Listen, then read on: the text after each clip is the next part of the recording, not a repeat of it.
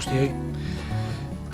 Efectivamente, con todos los cambios que ha comentado Iñaki que queríamos incluir en el programa de ayudas a la internacionalización, enseguida nos dimos cuenta que la reforma del programa ProInter era muy complicada y que lo mejor era partir de un nuevo programa.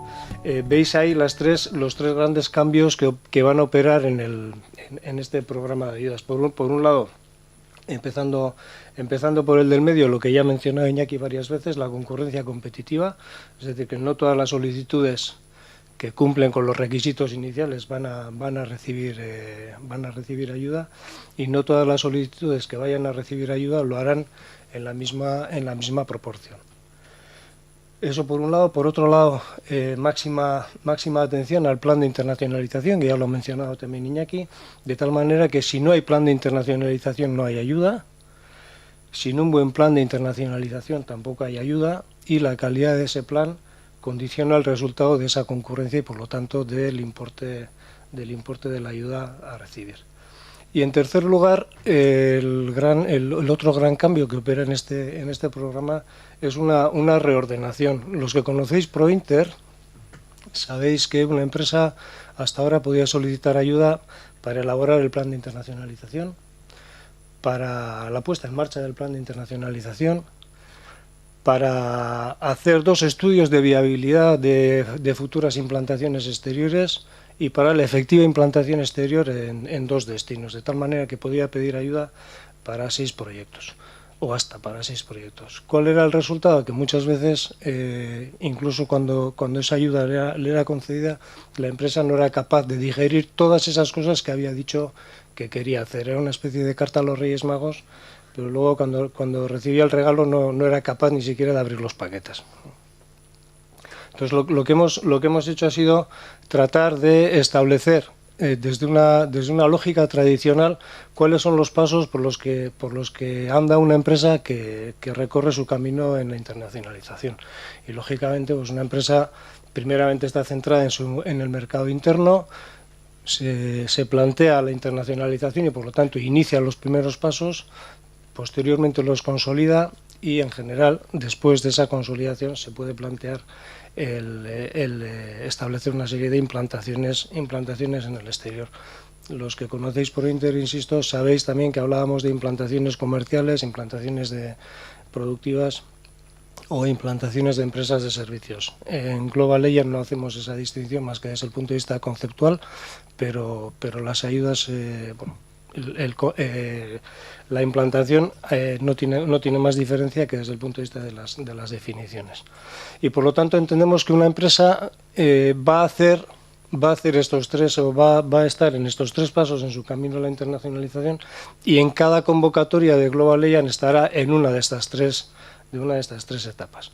Y además hacemos coincidir con cada una de estas 3 etapas otra cosa que hemos llamado etapa también, pero que es coincidente o que puede ser coincidente con las 3 anteriores, que es la de activación del talento y adecuación de las organizaciones al mercado global, es decir, la incorporación de personal especialista en internacionalización.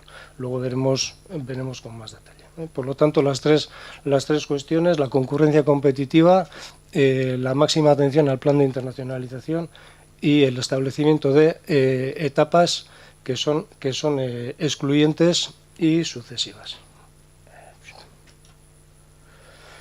Vamos a ver cada una de estas 3 más 1 etapas. La etapa de iniciación es la etapa en la que veis ahí de alguna manera la definición que está recogida en la orden del 19 de marzo, me parece que es. Son empresas y entidades en modalidad individual o en cooperación, es decir, consorcios o grupos de promoción y venta, cuya actividad es nula o incipiente.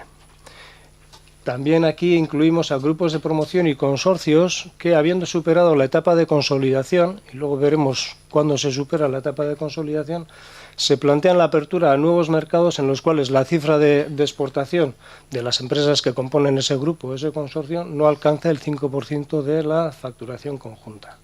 Luego lo entenderéis seguramente con mucho mejor de lo que ahora. Pero en cualquier caso, quedaros con que en la fase de iniciación Es la fase en la que las empresas se plantean empezar a exportar.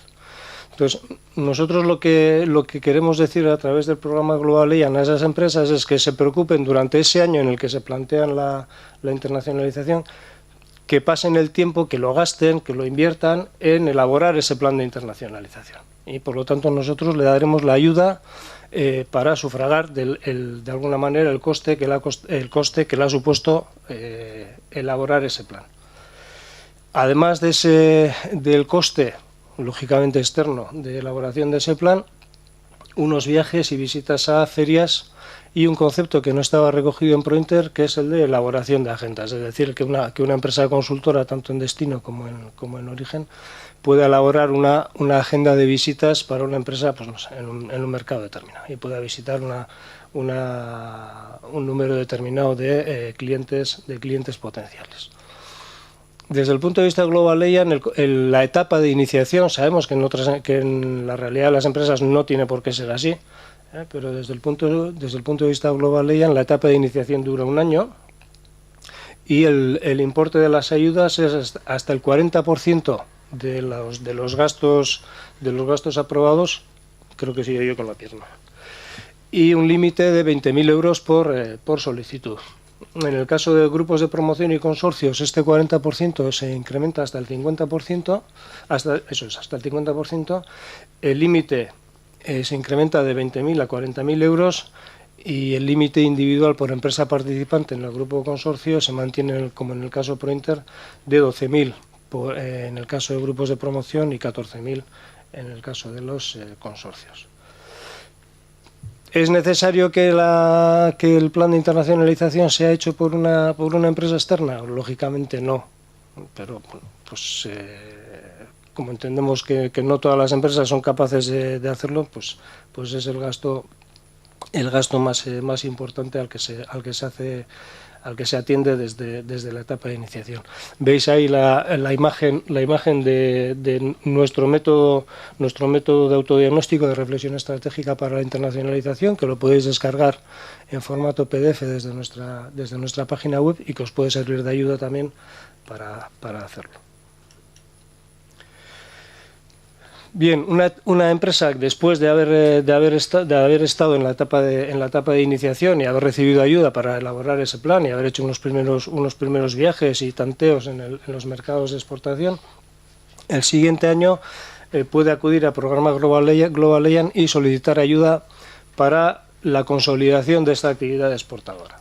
Y la definición de la etapa de consolidación, de acuerdo a la orden, es aquella empresa, consorcio o grupo de exportación que ha superado la etapa de iniciación ese año anterior, o alternativamente, si no ha solicitado ayuda en el programa Global EIAN, si el volumen de sus exportaciones se encuentra entre el 5% y el 50% de su facturación total. ¿Cuáles son los gastos? Esta es la etapa más parecida a lo que en ProInter conocemos como la puesta en marcha del plan de internacionalización y por lo tanto entran los gastos de promoción típicos que se recogían en ProInter: las ferias, los viajes, misiones directas e inversas, material de promoción, publicidad, adecuación de la página web, AdWords, Google, bueno, todas estas cuestiones que son habituales o que han sido habituales hasta ahora en ProInter. Es en esta fase cuando una empresa debe solicitar ayuda si quiere hacer un plan, un estudio de viabilidad para una futura implantación exterior. Es en este momento en el que tiene que solicitar ayuda para ese estudio de viabilidad. Dicho de otra manera, el proyecto que conocíamos en ProInter, estudio de viabilidad para una implantación exterior, ha desaparecido. Entendemos que es en este momento cuando la empresa se está consolidando, cuando se empieza a plantear pues la posibilidad de abrir una filial, sea esta comercial o productiva. En el caso de los consorcios, pues todos los gastos de funcionamiento que estaban atendidos en el programa ProInter pues también están incluidos aquí. Y así como la etapa de iniciación duraba un año, la etapa de consolidación, insisto, desde el punto de vista de Global EIAN, sabemos que la consolidación de la actividad internacional en una empresa puede durar más o puede durar menos, pero desde el punto de vista Global Legend la etapa de consolidación dura como máximo 4 años o hasta que la empresa alcance esa cifra que decíamos en la definición del 50% de su facturación total. Las ayudas aquí también siguen siendo el 40% de los gastos aprobados. El límite se incrementa de 20.000 euros a 30.000 euros por proyecto. Y los grupos de promoción y los consorcios, la ayuda es del 50%, el límite es de 40.000 euros también, como era antes, y los límites individuales de 12.000 y 14.000.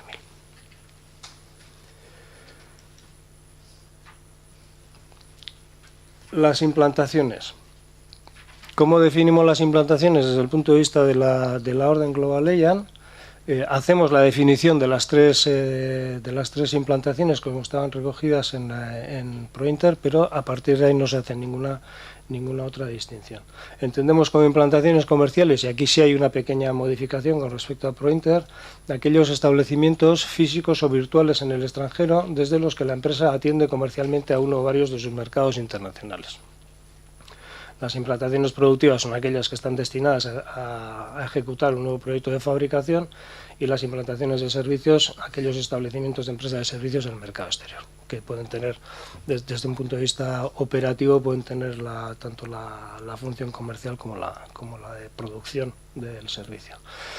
Otra modificación con respecto a Prointer también en este caso, aquellas empresas que tengan una plantilla inferior a 10 personas, las implantaciones que hagan en los países de la antigua Europa de los 15 también pueden ser objeto de ayuda, cosa que en Prointer no se plantea.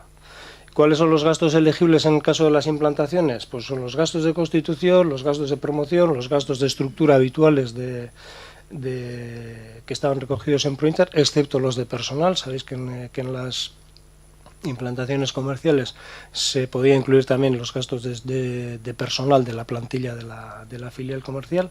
En este caso todos los temas de personal están en la siguiente etapa. Y también incluimos aquí los desplazamientos entre la empresa matriz y la implantada, sin hacer la distinción como era el caso de Prointer, en el que solamente se consideraban los desplazamientos de matriz a implantada. Aquí no hacemos esa diferenciación y valen exactamente igual los desplazamientos desde la matriz a la implantada, es decir, el personal de la matriz que se pueda desplazar hacia la implantación en destino y al revés. Duración, máximo 4 implantaciones y una implantación por año y una implantación por país. De tal manera que si yo en el año 2015, pongamos por caso, o el año 2014, hago una solicitud para una implantación para una filial comercial en Brasil, no puedo pedir una segunda ayuda para una segunda implantación, aunque ésta sea productiva en otro lugar de Brasil. Y el límite son 40% y el límite de 40.000 euros. Veis que aquí tampoco, el caso de consorcios y grupos de promoción, aquí no tiene sentido que aparezcan. Y por último, la etapa de activación del talento. Veis en la imagen que tenemos en la izquierda el organigrama de la gestión internacional de las empresas exportadoras sin implantaciones exteriores. Y podemos ver que solamente el 9% de las empresas que exportan tienen como tal un departamento de exportación. El 38% hacen recaer en gerencia esa responsabilidad y el 40% en el departamento comercial. Nosotros desde Global Legend lo que queremos es animaros a que ese departamento de exportación se cree y exista. Por eso cuando hablamos de activación del talento estamos hablando sobre todo, no exclusivamente, pero sobre todo de la contratación de personas que vayan a ejercer esa labor que sean ese germen del departamento de exportación en el caso de que no exista. Y por supuesto también para la contratación del personal directivo de las filiales. Pero el esfuerzo entendemos que es importante hacerlo para que las empresas puedan tener la función de la actividad internacional o la función de exportación con personas que se dediquen 100% a ello. Por lo tanto, la definición, pues una definición muy elegante que dice que promueve la capitalización de las empresas y entidades con especialistas en comercio exterior y gestión de empresas internacionalizadas radicados en el País Vasco y o destinos de las implantaciones. ¿Cuáles son los gastos a los que se puede solicitar ayuda? Pues por un lado, lógicamente, el coste salarial de esa persona, y también los gastos de selección. Si decidimos poner en manos de una empresa especializada la contratación de esa persona, pues también los gastos de selección. Un contrato, una persona por año. El límite aquí es el 50%, en el caso de empresas individuales recordaréis 30%, 20.000, eran 20.000 euros para iniciación, 30.000 euros para consolidación, 40.000 para implantaciones, y aquí un total a un máximo de 20.000 euros en caso de empresa individual y 30.000 euros en caso de la contratación, para la contratación y el salario del gerente del consorcio. 40.000 implantación más 20.000 activación del talento, máximo 60.000, sí y no. La orden es lo que establece es que las empresas podrán recibir por año un máximo de 50.000 euros de ayuda. Por lo tanto, no hagáis la suma de 40.000 más 20.000, ¿de acuerdo? Bien, y estas son por lo tanto las tres etapas más la cuarta entre comillas etapa también. Y por lo tanto esos son los máximos a los que una empresa puede acceder. ¿Cómo vamos a hacer esa concurrencia, esa competición que ha mencionado Iñaki desde el principio? Pues las solicitudes van a ser valoradas teniendo en cuenta 8 criterios y una ponderación diferente para cada uno de esos 8 criterios. Los criterios están fijados en la orden y por lo tanto son fijos para entendernos, pero esa ponderación para el año 2014 es la que vamos a ver enseguida, pero para los siguientes años puede cambiar. El resultado de esa evaluación, de esa ponderación y de esa puntuación que vamos a dar a cada una de las empresas, los proyectos serán ordenados en función de los puntos obtenidos y en 3 listas diferentes. La lista de las empresas que han solicitado para iniciación, con o sin activación del talento, las empresas que han solicitado para la etapa de consolidación y la lista de las empresas que han solicitado para implantaciones. De tal manera que cada una de las empresas sea comparada con las empresas que se supone que son de alguna manera de la misma, que están en las mismas condiciones. La empresa que sea cabeza de cada una de esas listas recibirá el 100% de la ayuda que teóricamente le corresponda. Esos máximos que estábamos diciendo del 40% con el tope de, etcétera, etcétera, bueno, pues cada una de las empresas líderes en cada una de las listas va a recibir el 100% de la ayuda que le corresponda. Las demás van a recibir la ayuda en proporción a la puntuación que han obtenido con respecto al líder. De tal manera que, pongamos por caso, en la etapa de iniciación hay la empresa líder ha obtenido 90 puntos y la segunda ha obtenido 80 puntos, esta segunda va a obtener la ayuda en función de ese 80 sobre ese 90, es decir, si 80 sobre 90 es algo así como el 80 y tantos %. Bueno, pues entonces recibirá el 80 y tantos % de la ayuda del 100% de la ayuda que le hubiera correspondido si hubiera quedado líder. Y si no lo he dejado claro, me lo preguntáis después y lo aclaramos, que tampoco es demasiado complicado, pero a lo mejor me he liado yo. Si el volumen total de ayudas resultante fuera superior a los recursos disponibles, para cada clasificación las ayudas se distribuirán entre las solicitudes que obtengan una mayor valoración hasta agotar el crédito. Es decir, una vez que hemos hecho la lista y vamos asignando a cada una de las empresas el dinero que le corresponde, si se acaba el dinero, se ha acabado. Si no se acaba el dinero y llegamos hasta el final de aquellas empresas que han obtenido la puntuación mínima, que luego veremos cuál es, pues ese dinero sobrante se utilizará para las otras 2 listas en las que quizá vaya a faltar dinero. que es lo que dice la última línea. Bien, ¿cuáles son los 8 criterios? ¿Y cuál es la ponderación para el año 2014? La calidad del plan de internacionalización, y en coherencia con lo que hemos estado diciendo desde el principio, la calidad del plan de internacionalización va a tener el máximo de ponderación con 30 puntos.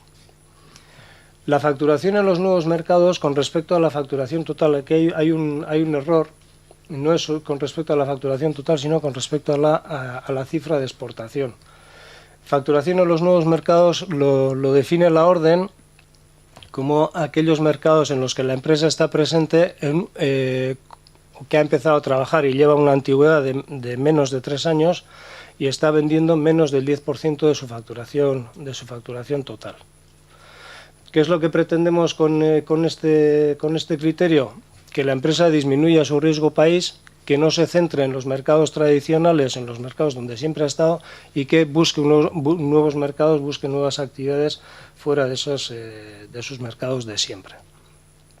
Es bastante típico encontrarnos en ProInter con empresas que están facturando cifras importantes o que están exportando cifras importantes, pero que nunca salen de, y porque es así, pues será la realidad de su empresa, pero no salen de, por decir los típicos, Francia, Alemania, Italia, Holanda. Y toda su cifra de exportación la hacen en esos 4 mercados y no se mueven de ahí. Tercer criterio que tiene una puntuación también importante, el impacto sobre el empleo en origen, de tal manera que aquellas empresas que han mantenido empleo, que ya tienen mérito en estos años, o que incluso han crecido en empleo, pues tengan una mayor puntuación que aquellas empresas que desgraciadamente han destruido empleo. El tamaño de la empresa también puntúa de manera importante, pero si habéis captado por dónde está la filosofía de Global Allianz, en sentido inverso al tamaño, es decir, con una ponderación más importante las empresas más pequeñas con respecto a las mayores. Y también con 12 puntos el hecho de que la empresa coopere con otras empresas o con otras entidades. Los consorcios ya tienen aquí los 12 puntos porque son, si se puede decir así, el paradigma de la cooperación. Las empresas que individualmente, aunque participen en un consorcio, individualmente también soliciten ayuda, pues también aquí tienen los 12 puntos, pero no nos cegamos únicamente con el hecho de la cooperación para la internacionalización. Cualquier otra cooperación demostrable de las empresas con otras empresas, sea en el ámbito comercial como fuera del ámbito comercial, también va a ser atendida y por lo tanto va a tener aquí una puntuación positiva. El sexto criterio, diversificación geográfica, tiene de alguna manera que ver con el segundo, pero aquí no estamos hablando de facturación, sino de presencia en mercados. De tal manera que cuantos más mercados estemos presentes, pues más puntuación obtendremos en este sexto criterio. El séptimo, y con coherencia también con otros programas que gestionamos desde la Dirección de Internacionalización del Gobierno, el hecho de que la empresa colabore con el programa de becarios de internacionalización, el nuestro o incluso el del ICEX, pues también tiene aquí una ponderación positiva. Y por último, con dos puntitos, el hecho de que la empresa tenga una actividad socialmente responsable, pues porque tiene programas de conciliación de la vida personal y profesional, porque colabora con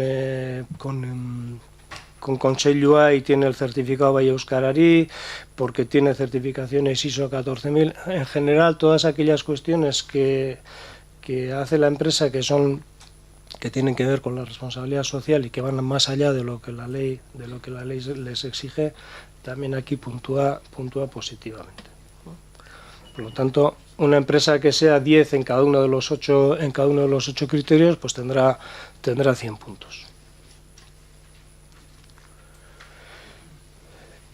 Este es el esquema que van a utilizar las cámaras de comercio a la hora de evaluar esos planes de internacionalización que todas las empresas inexcusablemente vais a tener que presentar. Paréntesis, aquellas empresas que solicitéis ayuda en la etapa de iniciación y solicitéis ayuda para la elaboración del plan de internacionalización, vais a tener 3 meses desde la finalización del plazo de presentación de solicitudes para presentar el plan de internacionalización al objeto de que sea evaluado. Esta estructura es una estructura muy típica de un plan de internacionalización. No necesariamente tiene que tener esta estructura el plan. Lo que sí tiene que hacer es responder a todas estas cuestiones. Veis como en el último renglón tiene un apartado que dice coherencia del plan y puntúa con un 15%. Por lo tanto, bueno, lo que queremos no es que las empresas sigan a rajatabla el esquema, sino que responda a estas cuestiones. Y estas son las etapas, las puntuaciones mínimas que tienen que obtener las empresas para que sean consideradas y el presupuesto que hemos asignado a cada una de esas 3 clasificaciones. En inicio y en implantaciones esperamos que haya menos solicitudes y la puntuación mínima que hemos establecido, esto también en la convocatoria 2014 y en otras podrá cambiar.